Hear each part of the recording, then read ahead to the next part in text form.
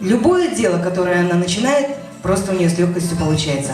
А все потому, что с раннего детства в ее семье и бабушка, и родители, и сестры, и братья могли и могут петь.